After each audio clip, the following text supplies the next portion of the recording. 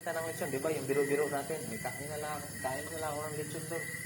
Yung sa kasal ni Kuya Gilbert.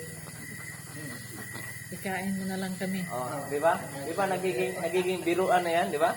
Pero alam natin yung biro, alam natin yung seryoso. Pero kung pag-usapan natin ng seryosong bagay, we cannot eat for our brethren, di ba? We eat for our own selves, di ba? So it means na kung alam natin na ang kaluwasan or ang kaligtasan ay personal, the same thing sa nourishment. Di ba? Hindi pwede na pinagpala ka dahil pinagpala siya. Di ba? Ang pagpapala ay individual.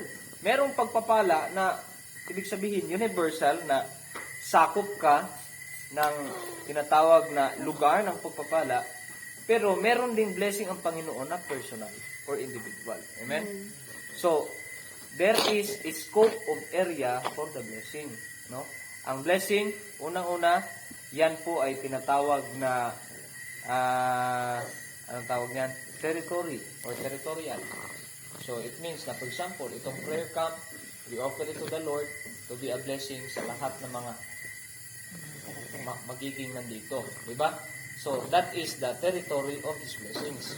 Just like heaven and hell. Heaven is full of blessings and hell has no blessing at all. Diba? So, diyan nato makita nga there is territorial of blessings. But I tell you, ang individual blessing, iba po yan. Ang blessing na territorial is grace na yan. Ibig sabihin, may tinanim na ang Panginoon dyan. Nariyan na yan. That is the grace of His blessings.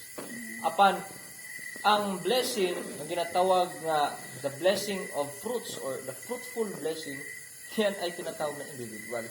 Sabi dito ng Biblia, you will eat the good things of the land.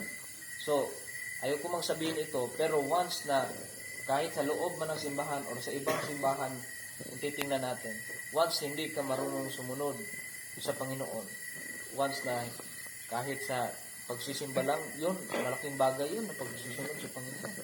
Dahil iniisip natin, dahil ko magsimba, so mawala na ako.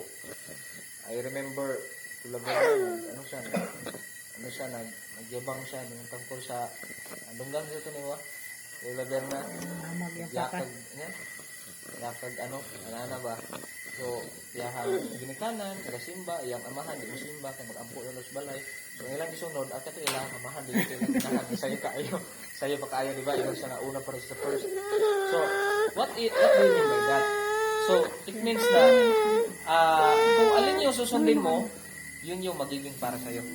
Diba? Doon mo makikita, it's not all about chismis, ha? Tawag nito illustration, ha? For example, ang sinunod niya na ugali or kaugalian is yung tatay niya. Just to pray at home. Diba? Just to be at home. Diba? So, ano ang nakuha niya blessing? Kung ano yung blessing ng tatay niya dati, ganun pa rin niya. Oh, yun pa rin yung naabot yung blessing. Yun na yung linyada ng kanyang pagpapala. Pero kung sinunod niya yung nanay niya, na maagang-maaga pa, una pa sa first. So, ang nangyari, mas malabo ang kanyang pagpapala. Diba? So, yan yung kaibahan mga kapatid.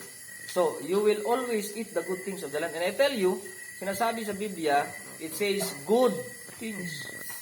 And when you speak of eating, hindi ka pwede kakain ng marumi. Tama? Ikaw, pagkakain ka ng marumi, magkakasakit ka. Pag mukaong ka diya o ka ng dili maayo, ang masakit gili mo tiyan, di ba? Yay. Oh, di ba? Lalabas mo din yan. At saka, kung ano nilalabas mo, marumi yun. Pero ito, it's all about the good thing. So, hindi mo mailalabas yan. Why? It is always good. Amen? So, it's not like all about na, yung sinasabi na pag kumakain tayo ng pagkain, nilalabas din natin yan, pastor, marumi yan. No. Ang tawag niyan is metabolism.